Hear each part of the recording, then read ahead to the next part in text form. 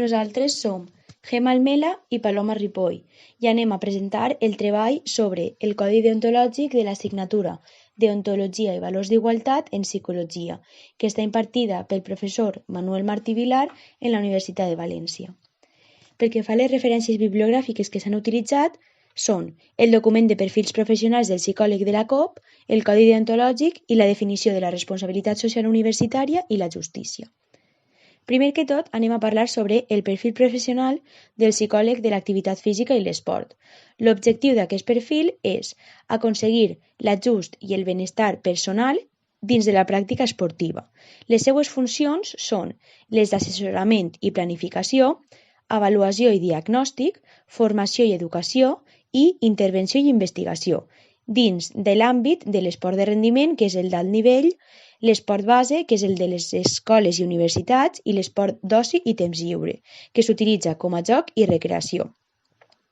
Nosaltres sempre hem de tindre en compte que aquesta especialitat és relativament jove dins de la psicologia i també és molt important destacar que el psicòleg expert en aquesta àrea de l'activitat física i l'esport sempre ha de tindre en compte a totes les persones i a les institucions que intervenen i interactuen en aquest àmbit esportiu. És a dir, als esportistes, als tècnics esportius, als directius, als espectadors, als familiars, a les associacions i als mitjans de comunicació. A continuació, anem a parlar sobre els valors d'igualtat que nosaltres hem relacionat amb el nostre dilema. Primer que tot, anem a parlar sobre l'objectiu de desenvolupament saludable anomenat salut i benestar. Considerem que nosaltres, en el nostre dilema, no està respectant-se la integritat física de les persones, en el moment en el que es pensa que el dopatge és una bona opció per a poder millorar el rendiment, és a dir, estan oblidant-se del benestar de la persona. En segon lloc, és important parlar sobre la igualtat de gènere. Es considera que no està respectant-se aquest objectiu de desenvolupament saludable, ja que el psicòleg i l'entrenador estan actuant amb biaixos incorrectes relatius a la desigualtat de gènere en el moment en el que pressuposen que les xiquetes, pel seu sexe, tenen un menor rendiment que els xiquets. I en tercer lloc, cal destacar el paper de la justícia. Es considera que en el nostre dilema està violant-se aquest valor, ja que no hi ha una justícia igualitària per a tots els esportistes. És a dir, està discriminant-se a les dones sense tenir en compte que possiblement hi hagi alguna xica que tinga un millor rendiment que un xic. El nou dilema plantejat s'anomena la part oculta de l'esport. Ens trobem en un àmbit esportiu on un entrenador té un equip mixt de 4 xiques i 6 xics. L'entrenador acudeix a la consulta del psicòleg informant que, segons el seu punt de vista, les xiques no poden seguir el ritme d'entrenaments que se'ls ha indicat per a poder aconseguir el premi en el Campionat Nacional de Tenis i que per aquesta raó estan perjudicant el rendiment de l'equip en conjunt. L'entrenador considera que la raó per la qual no rendeixen tant en el mateix període de temps que els xics és per la condició de ser xica. Per tant, que haurien d'entrenar els divendres de vesprada, que és l'únic moment que tenen lliure per a poder fer oci, i els diumenges per a poder aconseguir el mateix rendiment que els xics. I a més de la possibilitat de necessitar una ajuda química per a poder augmentar el nivell d'energia, sabent que això pot provocar l'expulsió immediata de la Federació Esportiva de Tenis. Davant d'aquesta situació, el psicòleg es fa la pregunta de com poder resoldre el cas que se li ha presentat. Aleshores, nosaltres ens trobem davant una triple possible solució que podem veure resumides en aquest moment, però que a continuació van a desenvolupar-se cadascuna d'elles indicant els articles que es vulneren en cada cas sobre el codi deontològic. La primera opció fa referència a en el moment en el que el psicòleg està d'acord amb la proposta de l'entrenador i tracta de parlar amb les xiquetes indicant que és necessari entrenar més per a poder augmentar el seu nivell d'entrenaments i, a més, el poder beneficiar-se de l'ajuda química, sense mencionar la possible expulsió de la federació. Els articles que es vulneren en aquesta opció són els següents. En primer lloc, l'article 3, ja que no es respecten les normes explícites i implícites que hi ha en l'entorn de l'esport, on no està acceptat aquest tipus de pràctiques.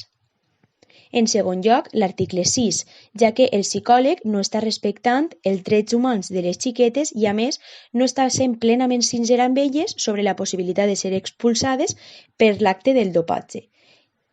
En tercer lloc, és important destacar la vulneració de l'article 7, ja que la pràctica que està plantejant-se va en contra de la llibertat i la integritat física de les alumnes.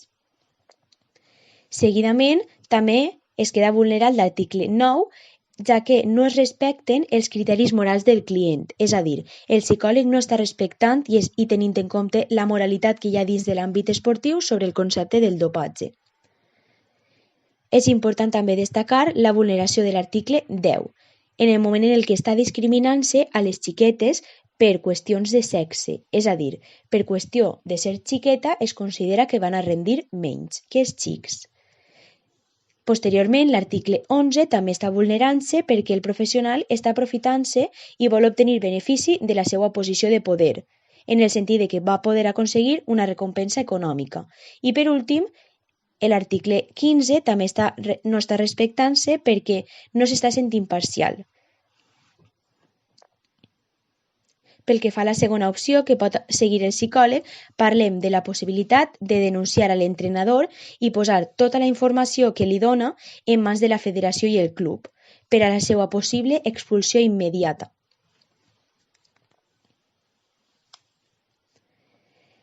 Davant d'aquesta situació, els articles que vulnera l'opció B són els següents. En primer lloc, l'article 40, ja que el professional ha de seguir el principi de secret professional i la informació no pot ser revediada si l'entrenador no ha donat el permís. I per últim, l'article 44 també s'ha vulnerat, ja que el psicòleg ha fet ús de la informació que li ha donat l'entrenador per a poder perjudicar-lo. L'última opció que es pot seguir el psicòleg és no utilitzar opcions discriminatives i fer una possible xerrada amb les esportistes per tal de poder motivar-les i que s'adonen que han de treballar en equip ja que el campionat està al caure.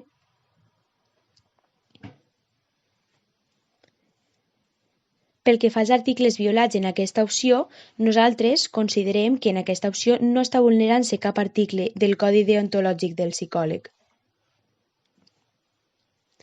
Per tant, davant d'aquesta posada en comú sobre les tres possibles solucions del cas, quina opció creieu vosaltres que és la més adequada que s'ha de seguir per a poder seguir endavant amb el cas? Nosaltres considerem que l'opció més correcta a seguir és l'opció C, ja que és el cas on no es vulnera cap dels articles del Codi Deontològic i per tant no estaríem violant cap norma sobre l'actuació professional.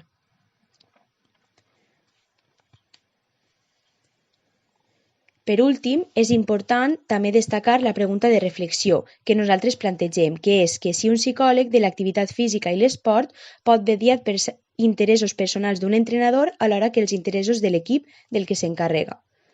Moltes gràcies per la vostra atenció.